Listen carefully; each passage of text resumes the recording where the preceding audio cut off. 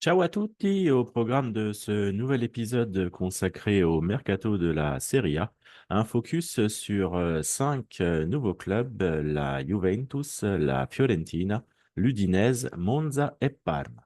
Parmi les équipes susceptibles de remporter le Scudetto, la Juventus est celle qui s'est montrée pour l'instant la plus active sur le marché des transferts, avec les arrivées du meilleur portier italien de la saison passée, Michele De Gregorio, qui évoluait du côté de Monza, et celle de deux milieux de terrain, le Brésilien d'Aston Villa, Douglas Luiz, et l'international espoir français de l'OGC Nice, Kefren Thuram.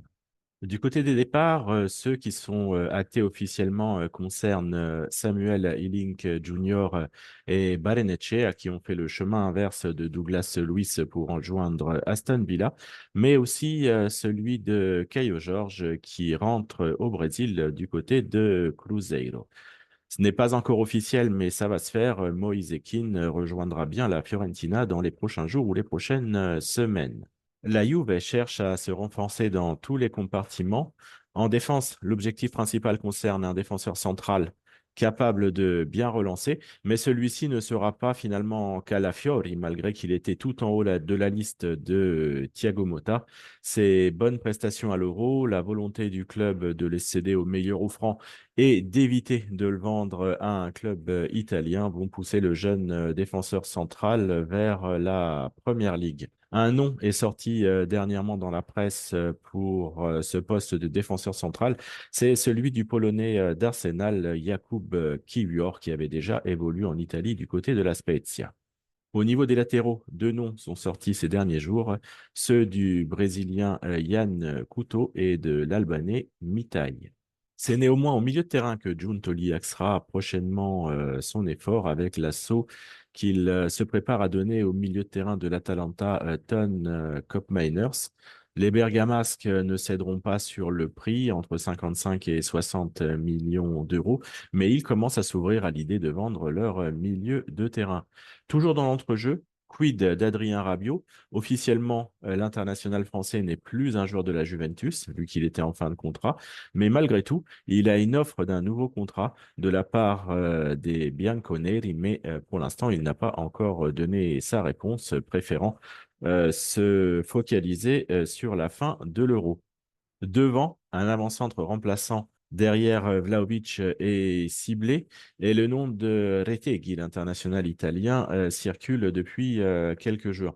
Néanmoins, cette piste est particulièrement onéreuse et il est probable que Giuntoli se tourne vers d'autres profils pour un rôle de remplaçant. Sur les ailes, Makers pourrait revenir d'actualité. La première offre de la Juve vers le Milan a été refusée, mais c'est un joueur qui intéresse à Thiago Motta. Et le rêve du duo Motta-Giuntoli dans ce rôle d'ailier, ben, c'est le Britannique Jadon Sancho qui évolue au Borussia Dortmund. Concernant Federico Chiesa, son avenir ne semble plus être du côté de Turin. La Juve réclame une somme de 25 millions d'euros pour céder l'international italien, qui est convoité par plusieurs clubs et entre autres par la Roma, avec Daniele De Rossi qui travaille personnellement pour essayer de convaincre Chiesa à rejoindre la ville éternelle. D'autres joueurs sont sur le départ. Le gardien Wojciech Szczesny pourrait finalement aller à Monza et non en Arabie Saoudite, alors qu'une porte de sortie est activement recherchée pour l'Américain Weston McKennie, mais aussi pour des joueurs secondaires comme De Sciglio et Rugani. Milik, lui, est actuellement blessé et pourrait quitter la Juve plutôt en fin de mercato. Parmi les joueurs revenus de prêt, Mathias Soulé devrait rester à Turin. Thiago Motta demande à le voir et il pourrait en effet être compatible avec son système de jeu. Quant au défenseur espagnol d'origine néerlandaise Huysen, il pourrait lui être cédé pour une somme qui devrait être aux alentours de 25-30 millions d'euros et une somme donc qui est nécessaire à la Juve pour pouvoir faire son mercato en entrée. Du côté de la Fiorentina, la situation est beaucoup moins fluide et la Viola cherche activement à se renforcer, surtout au milieu de terrain et en attaque, mais pour l'instant, aucun transfert n'a été finalisé. Néanmoins, Moise Kean va s'engager avec le club du président Comiso très prochainement, mais un autre attaquant, plus axial, plus physique, est également ciblé par Comiso et par son entraîneur Palladino. Deux noms reviennent régulièrement, ceux du Toulousain Tis Dalinga et celui de Lorenzo Luca qui évolue à l'Udinese. Une des priorités pour la Fiorentina, ce sera de refonder totalement le milieu de terrain, vu les nombreux départs dans ce secteur. Entre les retours de prêt, on pense à Arthur qui est retourné à la Juve ou à Maxime Lopez qui est retourné du côté de Sassuolo, ou aux fins de contrat comme ceux de Bonaventura, Castrovilli ou encore Duncan. De nombreuses pistes circulent dans l'entrejeu, celle de Vranks, celle de Colpani, celle de Tortsved ou celle de l'Espagnol Blanco. Après avoir raté Zaniolo, qui rejoint finalement l'Atalanta, la Fiorentina, depuis hier, tente de récupérer Gudmundsson du Genoa, mais c'est une piste qui est particulièrement onéreuse et difficile, avec une très forte concurrence, dont celle de l'Inter. La Fiorentina devra aussi gérer les retours des prêts, par exemple ceux d'Amrabat ou de Brecalo qui ont des salaires importants et qui ne resteront pas à Florence, mais aussi ceux de joueurs plus jeunes comme le milieu de terrain Bianco ou le défenseur Lucchesi qui plaît à Cagliari. L'Udinese, de son côté, ne veut pas revivre la même saison que celle passée, avec un maintien obtenu à la toute dernière journée du côté de Frosinone. Et les dirigeants bianconeri vont s'activer sur le marché des transferts pour offrir au nouveau coach, l'Allemand Runiaitz, un effectif de meilleure qualité. Néanmoins, les Bianconeri, comme toujours, seront attaqués sur leurs meilleurs joueurs. On pense notamment au défenseur slovène Jakabijol, qui a fait un très bon Euro, ou à l'Argentin Newan Perez, ou encore Samardzic ou Lorenzo Luca. Et le mercato en entrée va beaucoup dépendre des sorties éventuelles.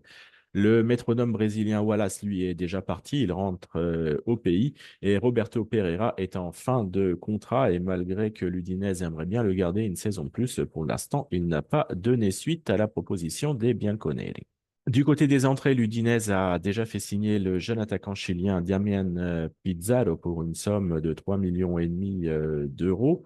Et d'autres arrivées surprises en provenance de l'étranger sont à prévoir dans la pure tradition du club frioulan. Un intérêt pour le défenseur de la Juve qui était la saison passée du côté de la Sampdoria, Facundo González, est à noter.